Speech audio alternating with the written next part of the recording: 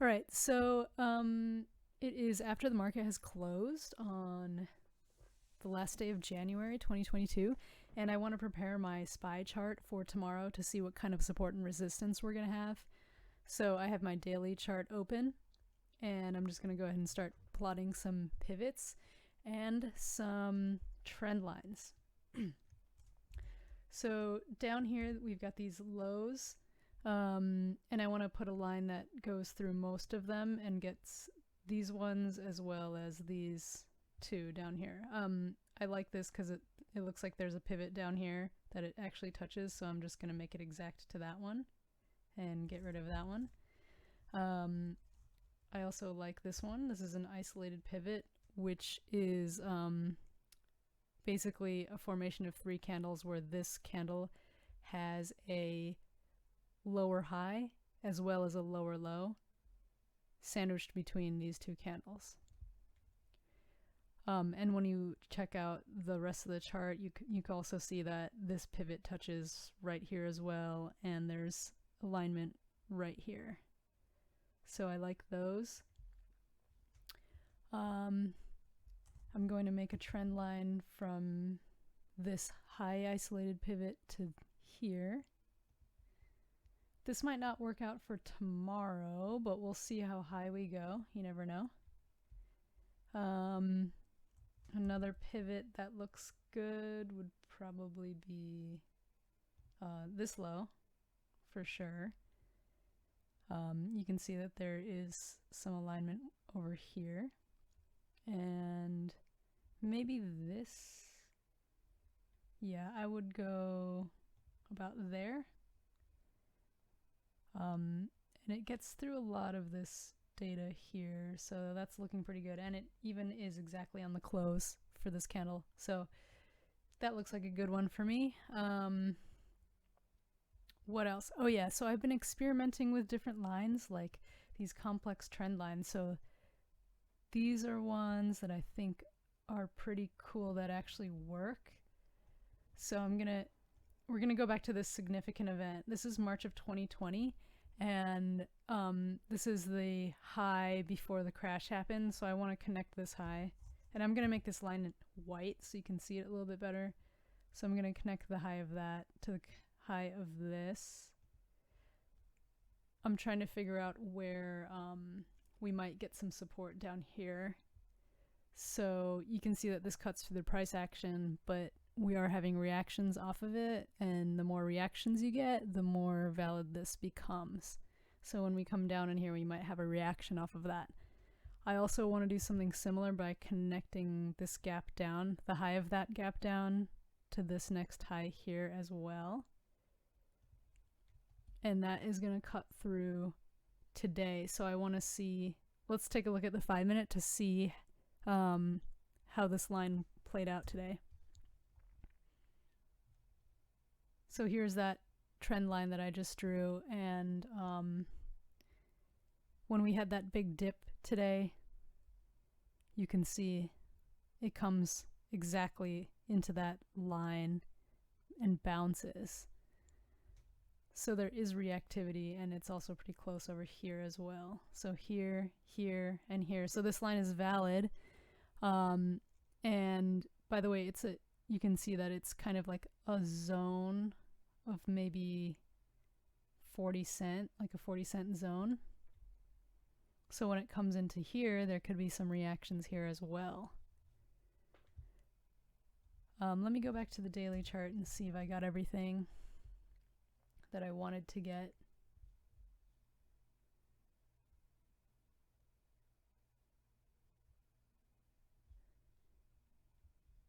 I think, yeah, I do think I got the most important ones. So let's go to the 5-minute again, and I want to drop my indicators on this chart. So I made a video about what indicators I use specifically for the 5-minute chart, and you can check out that video on the little pop-up that pops up. So I have a hotkey, and I just dropped in the indicators that I like to use on my 5-minute chart. So if you do want to go over those, just make sure to check out that video, but I'll mention them here. So this is what we have for tomorrow. It looks like we've got a pivot in alignment with the 20 EMA from the daily chart. That's what this blue dashed line is right here. I superimposed it in eSignal, so I'm taking the 20 EMA from the daily chart and putting it on the 5-minute chart so I can see where it lies without having to switch back and forth on my charts. If I make a course, I will go into detail about how to set that up on eSignal. And I also had set it up on Thinkorswim when I was using Thinkorswim, so I can go through that too as well. So up here we've got the 100 SMA from the daily chart, and then down here is the 9 EMA from the daily chart and the 200 SMA from the daily chart.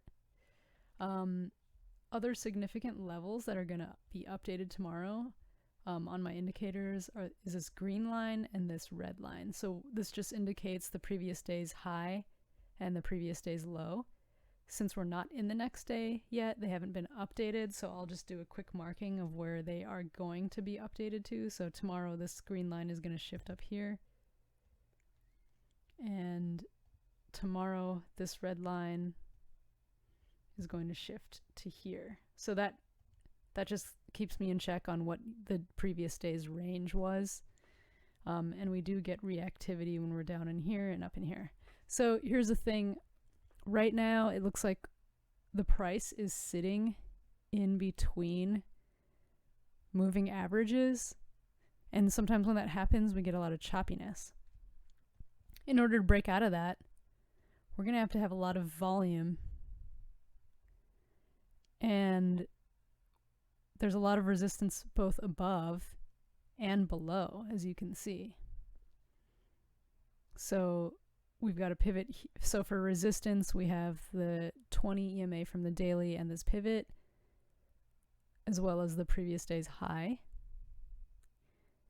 In terms of support, we're going to have this trend line. This is like a COVID event trend line. But this is probably just going to be an area that gets tested or choppy. And then down below, we've got the 9 EMA from the daily and the 200 EMA from the daily. And then this is going to be the previous day's low. So essentially today's low. So yeah, I mean, what do I expect from tomorrow? Maybe if we have a lot of volume, it would be nice to see like a gap up into resistance, and then an ideal scenario would be to short into that, depending on whether or not we can hold the 20 EMA from the daily chart. I think that might be the ideal scenario, is getting a pop up and then shorting into this. Otherwise, the other scenario would be we drop, and we've got actually a bit more of a distance to drop than we do to go this way. So if we popped, we would wait to take any trades until we hit this level. If it's not holding, then we're going to want to short down to here first, because that's where the 9 EMA is, and then we'll probably get chopped there and then down to the 200. So this is the ideal scenario. Wait for a pop, short. And that would give you a 2% move. And you could put your stop anywhere above here, anywhere above the 200. And when I mean stop, you're going to want to see a 5-minute close above that line. So let's say this is your stop. You want to have a close right there. And you can set an alert on this line. So now let's say we short from here and this is our goal, and we want to do a 2 to 1 profit stop ratio. What we're going to want to do is we're going to say, okay, we got our entry right here. Our goal is the 200 EMA. and our stop, we want it to be a 2-to-1 ratio. So we're just gonna bring this into a 2-to-1. So you can see that the stop for a 2-to-1 ratio would actually be just above the 100-day EMA. So you could actually even tighten up that stop, which would be even better. And I would put it like right out here. So this would be a really low risk trade.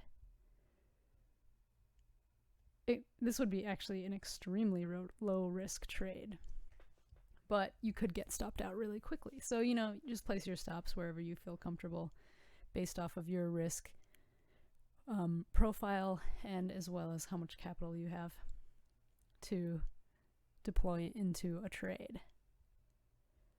So yeah, I mean, that's pretty much how I go about assessing what could happen, the possibilities for the next day. I just want to reiterate again, a good scenario would be to pop it up, to have the market pop, and then short into that. Or if there was a gap up into this resistance and it's not holding, then that would be a good short play. But, you know, there is a chance that since we're in between all these EMAs that there's going to be like a bunch of choppiness and grinding, because that seems to happen once you get in between moving averages.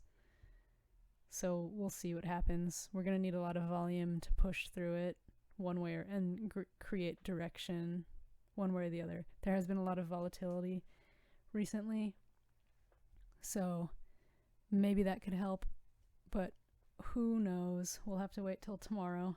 So yeah, I hope you guys like this video.